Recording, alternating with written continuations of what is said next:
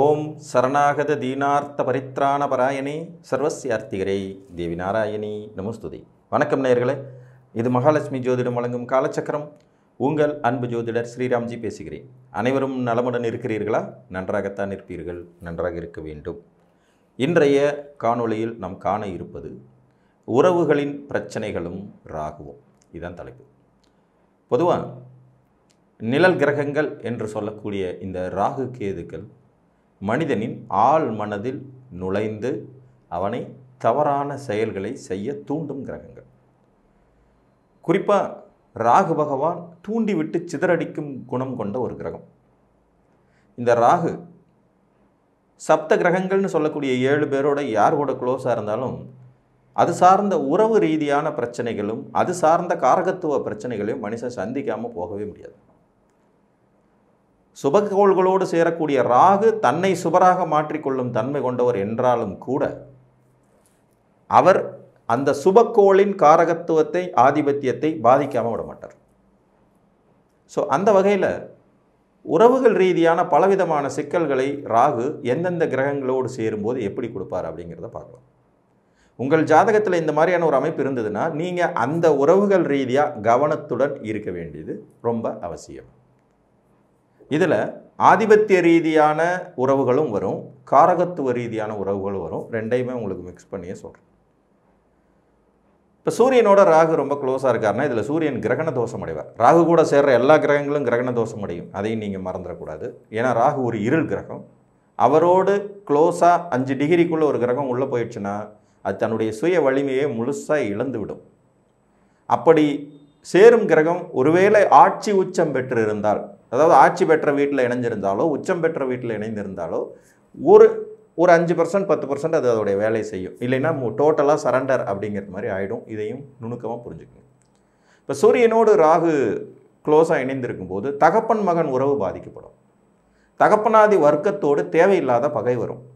மாமனார் மருமகன் உறவு பாதிக்கப்படும். பெண்ணாக இருந்தால் மாமனார் மருமகள் உறவு பாதிக்கப்படும். மச்சாண்டார்னு சொல்லக்கூடிய மூத்த உறவு, கணவனின் மூத்தவர்கள் அல்லது மனைவியின் மூத்தவர்களுடைய உறவு நிலை பாதிக்கப்படும்.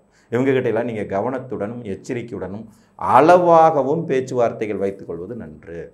அரசாங்க அதிகாரிகளோடு விரோதம் பாராட்ட வேண்டிய சூழ்நிலை வரும். அதிகாரத்தில் இருக்கவங்களுக்கும் உங்களுக்கும் பிரச்சனை வரும். அதிகாரத்தில் இருக்கிறவங்க உங்களுக்கு எதிராக செயல்பட்டு விடுவதற்கு தன்மை இருக்கும். ஒரு கவர்மெண்ட் ஆஃபீஸில் உங்களுக்கு ஒரு வேலை நடக்கணும்னா நாயாலே விடுவாங்க, சம்மந்தமே இருக்காது. என்னன்னு பார்த்தீங்கன்னா உங்கள் ஜாதகத்தில் இந்த அமைப்பு இருக்கும். சூரியனும் ராகுவும் க்ளோஸாக சேர்ந்துருப்பாங்க. இதெல்லாம் பார்த்திங்கன்னா அனுபவ உண்மைகள். நம்ம அதை அனுபவிக்கும் போது தான் அதை உணர முடியும். மூல நூல்களில் இதுக்கான விளக்கம்லாம் கொடுத்துட்ருக்க மாட்டாங்க. ஒரு சாராம்சத்திலிருந்து எடுக்கப்படும் பலன்களின் விரிவாக்கங்கள் இவைகள்லாம். அப்போ ராகுவுடன் சூரியன் இருந்தால் தகப்பன், தகப்பனாதி வர்க்கம், வயதில் மூத்தவர்கள், மாமனார், மைத்துனர் உறவுகள், அரசு அதிகாரிகள், அதிகாரத்தில் இருப்பவர்கள் கவனமாக இருங்க. இதை தவிர்க்க முடியுமானா முடியாது. எச்சரிக்கையோடு இருந்தால் பாதிப்பின் அளவீடுகளை குறைத்து கொள்ள முடியும். சந்திரனோடு ராகு ரொம்ப க்ளோஸாக இருக்காரா, தாய்க்கும் மகனுக்குமான உறவு நிலை பாதிக்கப்படும். மாமியார் மருமகள் உறவு நிலை கண்டிப்பாக பாதிக்கப்படும். மூத்த சகோதரியின் உறவு நிலை பாதிக்கப்படும். பெண்கள், சக ஊழியர்கள், கூட வேலை செய்கிறவங்க, கொஞ்சம் வயசில் மூத்தவங்க, இவங்க உங்களுக்கு எதிராக செயல்பட்டு விடும் தன்மை உண்டாகும். பிரயாணங்களின் போல் அதிக பிரச்சனைகளை சந்திக்கும் விதி உண்டாகும். நீர்நிலைகளில் அருகாமையில் செல்லும் போது கூடுதல் கவனமும் விழிப்புணர்வுடன் இருக்க வேண்டும். நீங்கள் கோச்சாரத்தில் சந்திரன் ராகு கிராஸ் ஆகும் போதெல்லாம் பார்த்தீங்கன்னா அருவியில் குளிக்க சென்ற வாலிபர்கள் மரணம், கடலில் குளிக்க சென்ற வாலிபர்களை காணோம், தண்ணீரில் மூழ்கி அக்கால் தங்கை பழி, இந்த மாதிரி நியூஸ் எல்லாம் பேப்பரில் பார்க்கலாம். நீங்கள் வேணால் அடுத்த தடவை டெஸ்ட் பண்ணி பாருங்கள். இப்போ ராகு பகவான் மீனத்தில் இருக்கார், சரிங்களா? ராகு மீனத்தில் இருக்கார்.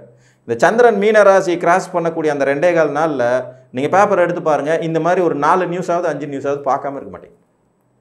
ஸோ சந்திரன் ராகுவை கிராஸ் பண்ணும்போது நீர்நிலைகளில் அருகாமையில் செல்வது, உங்கள் ஜாதகத்திலேயே சந்திரனோட ராகு இருக்கும்போது மிகவும் கவனத்துடன் இருப்பது ரொம்ப ரொம்ப அவசியம்.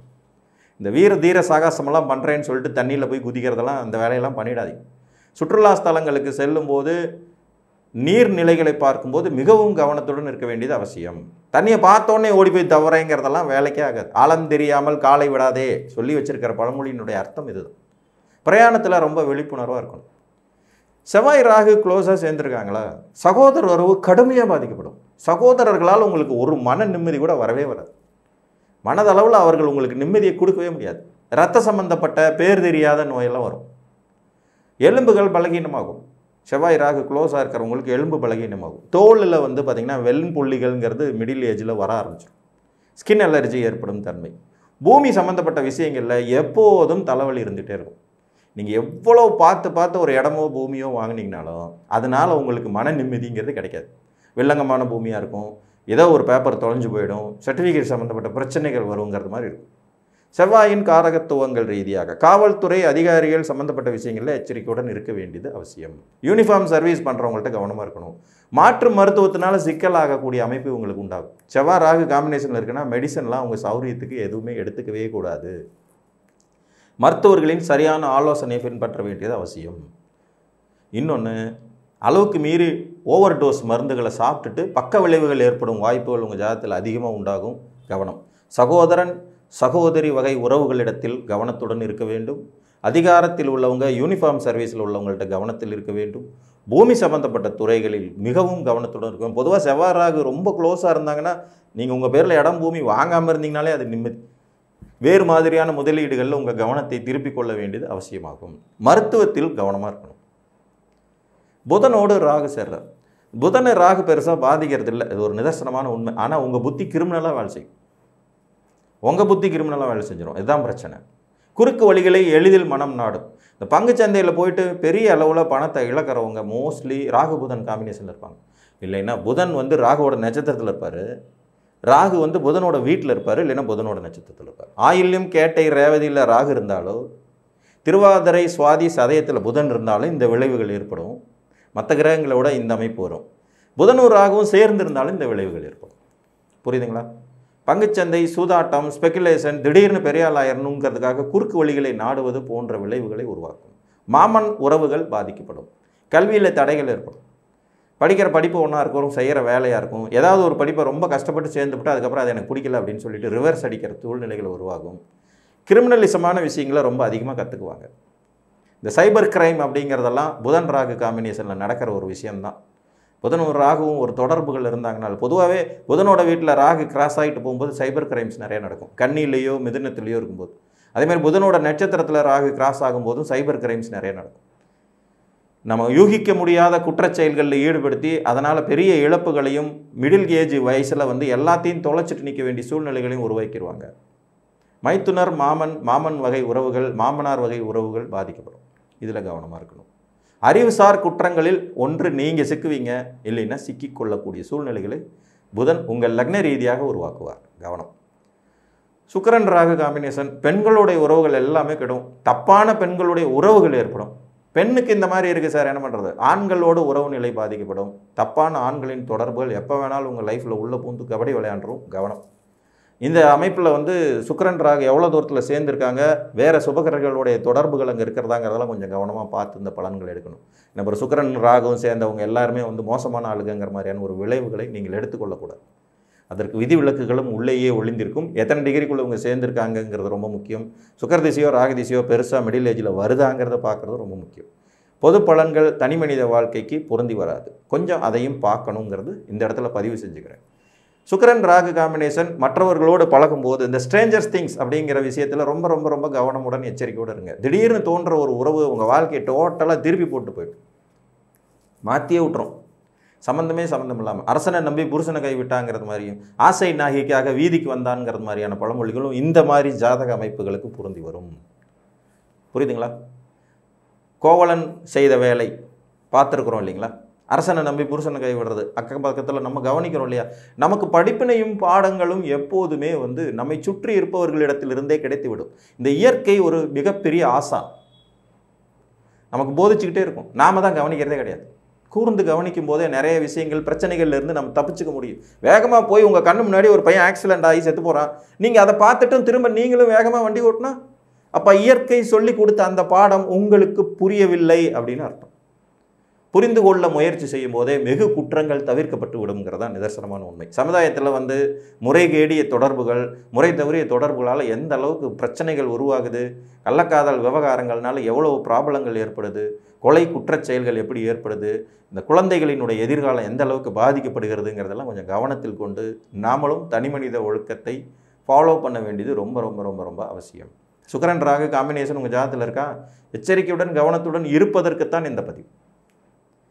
சனியோட ராகு கனெக்ஷன், வேலைக்காரங்களால் துரோகத்தை சந்திக்க போகிறீர்கள்னு அர்த்தம். அப்பா மாதிரி பழகுனேன், கடைசியில் எப்படி பண்ணிட்டாரு, அம்மா மாதிரி பழகுனேன், கடைசியில் எப்படி பண்ணிட்டாரு, நம்பிக்கை துரோகம் பண்ணிட்டாருன்னு சொல்கிறதெல்லாம் இதில் நடக்கும். மாற்று தகப்பனை உருவாக்கக்கூடியது, மாற்று தாயை உருவாக்கக்கூடியவர் சனியோட வேலை. சனி ராகும் காம்பினேஷனில் இருக்குன்னா நீங்கள் அப்பா ஸ்தானத்தில் ஒருத்தர் வச்சு பார்க்குறது, அம்மா ஸ்தானத்தில் ஒருத்தர் வச்சு பார்க்குறதுலாம் தான் வில்லங்க வரப்போகுது அப்படின்னு அர்த்தம். பக்கத்து வீட்டு பெரியவர், சார் எனக்கு அப்பா அம்மா இல்லை, அவர் ரொம்ப பாசமாக பழகுவார், ரொம்ப அந்யோன்யமாக இருந்தோம், சொத்து பத்திரம் ஒரு அவன் எமர்ஜென்சிக்காக, அவருக்கு ஒரு மெடிக்கல் எமர்ஜென்சிக்காக சொத்து பத்திரத்தை வச்சு அவர் கடன் வாங்கி கொடுத்தங்க, கடைசியில் ஏமாற்றிட்டார். இதெல்லாம் இந்த அமைப்பில் தான் வரும். கீழ்நிலை வேலைக்காரர்கள் கூடவே இருந்தா சார், 10 வருஷம் டிரைவராக இருந்தால் திடீர்னு கொள்ளாமல் ஓடி போயிட்டான், சொத்தை எடுத்துக்கிட்டு போயிட்டான், கெட்ட பேரை ஏற்படுத்திட்டு போயிட்டான். சனி ராகு காம்பினேஷன். லேபர்ஸ்னால் வரக்கூடிய பிரச்சனை, இரும்பு பொருட்கள்னால் வரக்கூடிய பிரச்சனை, கீழ்நிலை தொழிலாளர்கள் மூலமாக உங்களுக்கு வர்ற சிக்கல்கள் சந்திக்க வேண்டிய அவசியம் வரும், சம்பந்தமே இல்லாமல். இது சனி ராகு காம்பினேஷனில் இருக்கும்போது ஏற்படக்கூடிய. ஸோ சப்த கிரகங்களில் சூரியன், சந்திரன், செவ்வாய், புதன், சுக்கிரன், குரு ராகு. குரு விட்டுட்டோம். குரு பகவான் என்ன பண்ணுவான்னு கேட்டிங்கன்னா, குழந்தைகள் வழியில் சிக்கலை கொடுப்பார். தன விஷயத்தில் நீங்கள் தப்பான முடிவுகளை எடுக்க வைப்பார். குழந்தைகளால் பெரிய தலைவலியை சந்திக்கிறவங்க ஜாதகத்தில் போய் பாருங்கள், குருவும் ராகும் ஒன்றா உட்காந்துட்டுருப்பாங்க. அந்த காலேஜ் வேணும்னு சொன்னால் சார், கஷ்டப்பட்டு பணம் சேர்த்து விட்டேன், முடியாதுன்ட்டு வெளியில் வந்துட்டான், 5 லட்சம் லாஸ். இதுக்கு தான் நான் போவேன்னு சொன்னான். நான் சொல்கிற பேச்சை கேட்கவே மாட்டேங்கிறான், எந்த வழியிலையும் படிக்கவே மாட்டேங்கிறான், எப்போ பார்த்தாலும் செல்ஃபோன் கையுமாவே தெரிகிறான். இந்த மாதிரி அமைப்பு உள்ளவங்களுக்கு குரு ராகு காம்பினேஷன். உறவு சிக்கல்களில் குருவும் ராகவும் இதை கொடுப்பாங்க. தலைமை பொறுப்பில் இருக்கவங்களோட பிரச்சனை வரும். நல்ல படித்த ஆசிரியர்களிடத்தில், குருமார்களிடத்தில், ஆடிட்டிங் இடத்துல, பேங்கிங் செக்டார்ஸில் பிரச்சனை வரும். குரு ராகவும் காம்பினேஷன் இருக்கும்போது தன விஷயத்தில் நீங்கள் தப்பாக முடிவெடுப்பீங்க. பணத்தை கொண்டு எதில் முதலீடு பண்ணுறதுன்னு தெரியாமல் தப்பான முதலீடுகள், திடீர்னு பணம் வருங்கிற மாதிரி பேராசைப்பட்டுக்கிட்டு எங்கேயாவது பண்ணுறது. ராகுவுடைய பேசிக் குணம் என்னன்னு கேட்டிங்கன்னா, பேராசையை தூண்டி விடுவது, உங்கள் சக்திக்கு மீறி உங்களை செயல்பட வைக்கிறது. உங்களால் ஒரு நாளைக்கு 5 கிலோமீட்டர் வாக்கிங் போக முடியும்னா 50 கிலோமீட்டருக்கு நடக்க முடியும்னு உங்களை நம்ப வச்சு தூண்டி விட்டு சிதறடிக்கிறது அவர் தான். ஒரு நாளைக்கு 50 கிலோமீட்டர் நடந்தால் அடுத்த நாள் நடக்கவே முடியாமல் படுத்துக்க வேண்டியது. புரியுதுங்களா? அது ப்ராக்டிஸில் சாத்தியம்னாலும் சராசரியாக எல்லாரும் செய்ய முடியாது.